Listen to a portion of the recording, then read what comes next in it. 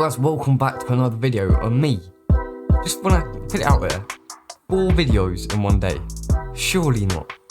Me, I'm not like a full-time YouTuber now. 4 videos in one day. If you like the dedication, then please subscribe and put a like on this video.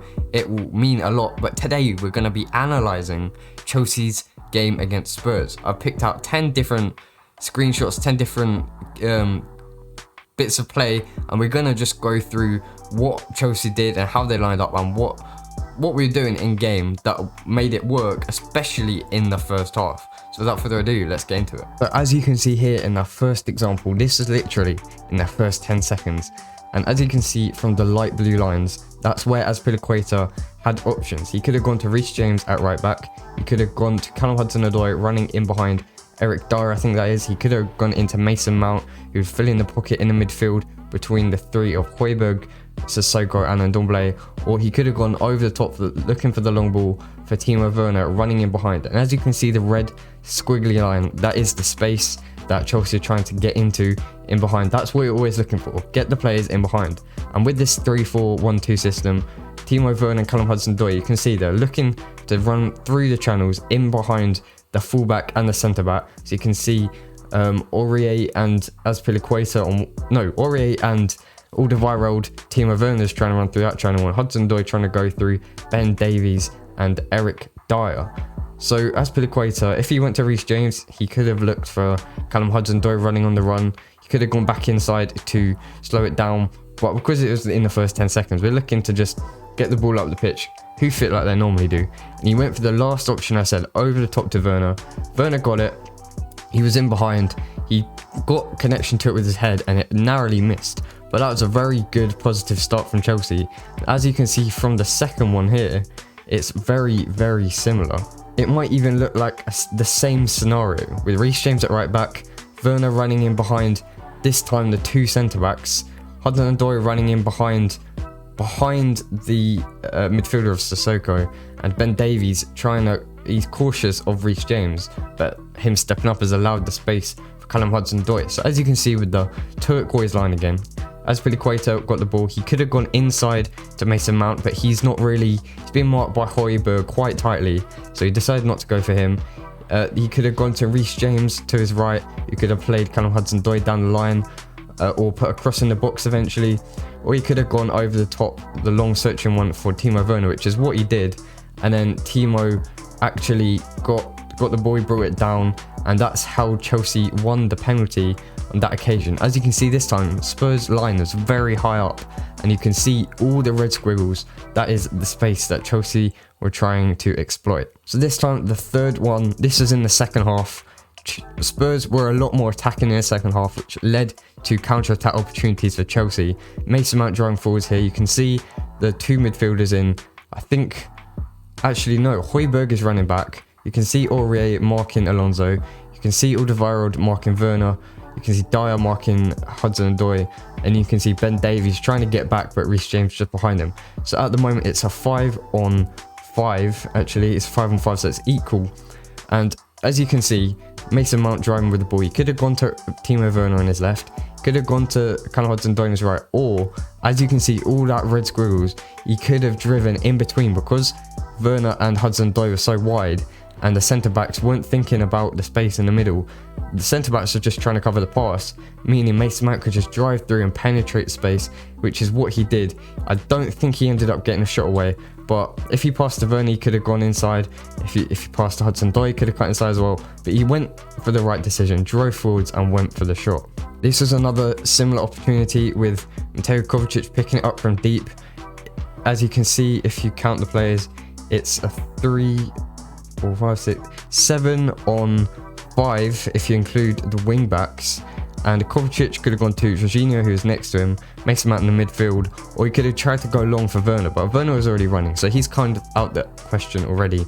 He ended up choosing the right decision. As you can see, he's pretty much in the middle of passing to Mason Mount, who had the same option again. This time it's like a 3-on-2 with Mount, Werner and Hudson-Odoi up against Alderweireld and Dyer, and yet again, the 2 strikers, Hudson-Odoi is kind of playing as a striker, but wide striker, and so was Werner on the left. they were pulling the defender so out of position that there was space for Mount to drive into, which is what he's perfect at. Gobbling up the space and driving through, and you can see the space. Spurs line was only literally just behind the halfway line, so there's so much space for the likes of Callum Hudson-Odoi and Timo Werner to utilise their pace into. Okay, so the next one, another similar one. If you look at it here, we were approaching towards the end of the game. You can see the wing backs and Marcus Alonso and Reece James. I've circled them either side. They were very deep, almost playing as the 5 at the back formation rather than the 3, which is what's so good about a 3 at the back formation, because you can play as a 3 with 2 wing backs pushing really high, or if you're defending, you can get them to push back or not push and come back, and it's a 5 at the back, and it's so much more like secure and tight. And you can see Azpilicueta wandering a little bit forwards, which is what he's so good at. He can wander a little bit forwards, and I think that's Jorginho who ends up picking the ball off Heung-min Son. He could go behind or into the space to Christian Pulisic. He could go to Kovacic in the middle, or he could go to Werner. You can't actually see any of the Tottenham defenders, but I promise you, they were behind the Werner and the Pulisic. Otherwise, they would have been offside. I think the right decision here would have gone to Christian Pulisic, but I think he just went inside to Mateo Kovacic and tried to slow the ball down. Another similar opportunity for Chelsea driving through the middle. It's another 3-on-2 with Werner and this time Christian Pulisic, who came on for Callum Hudson-Odoi. Pushing wide strikers, opening up the space in the middle because they're playing a 4 at the back formation with 2 centre halves. They're both marking the strikers, allowing space for the midfielder. In this case, it's Mateo Kovacic, who gobbled up the space nicely, but he didn't get a good enough shot away. He could have gone wide to the strikers, but because the defenders, as you can kind of see, Eric Dyer, he was pushing inside. He noticed what Chelsea were doing. He noticed the space in the middle, and he could have gone to Christian Pulisic here, but he made the right decision, went forwards, drove into the space, and it couldn't really get a good enough shot away to trouble the keeper. Okay, so here's another one. Here it's a 4-on-5, I guess you could say. N'Golo Kante picking it up in the midfield with Christian Pulisic, Mason Mount and Timo Werner in front of him. This time it was a little bit, there's not much space really for anyone to go into. They're all compact. N'Golo Kante decided to go into Timo Werner, who looked for Mason Mount around the corner, who did go in around the corner.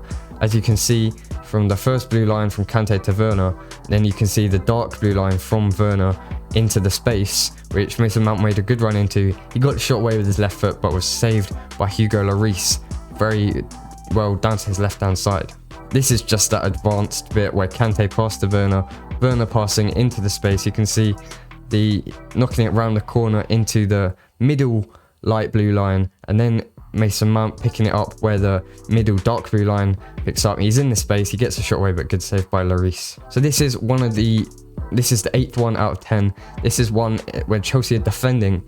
As you can see from the yellow and white circles, Alonso is marking Aurier down this left hand side. He's not man marking him because that would allow a lot more space in the middle. You can see Reece James wary of, I'm not sure who that is. I think that's Ben Davies, that Spurs left back. There's Højbjerg on the floor at the far left, just ignore him, he's not a danger. And then I think that's Vinicius, who Azpilicueta is marking. Then the midfield of Jorginho and Kante really touch tight to Heung-min Son in the middle. Obviously, they knew he'd be a danger, close as they can to their danger man, and also close to the ball. I think Jorginho's marking Son, and Kante's going for the ball. But as you can see, the most important player in this, which is normally Thiago Silva, I have no idea where Christensen is in this scenario, but Antonio Rudiger, he's filling the void in the middle. If he wasn't there, there'd be space between Azpilicueta and Marcos Alonso, and ideally, I'd like to see Christensen in that position because he's the middle in the 3 at the back, but Rudiger's filling in this scenario, and he manages to hold off until the ball gets worked to the right hand side, and this is the last scenario.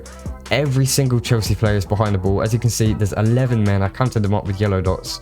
Werner and Mount are pressing high on the ball, closing down the space for a cross for Sissoko. He does end up passing to Aurier on the right hand side, but because Chelsea's line was, you can see it straight, there's 1, 2, 3, 4, 5, 6, 7 players in the box.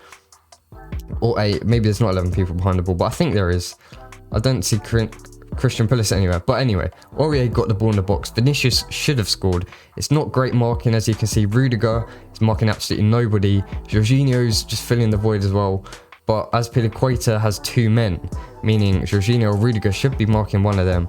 But it ended up Mendy far enough off his line to there's not too much space in behind the Chelsea line, and it didn't cause us any problems in the end because Carlos Vinicius, is it Carlos Vinicius? I think it is.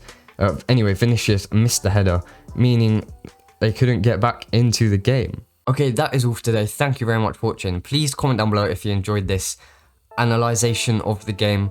Like I said, this is my 4th upload of the day, so make sure you hit the like button for the dedication. Actually, you don't have to, but I would very much appreciate it. Subscribe if you're new around here. Thanks very much for watching, and goodbye.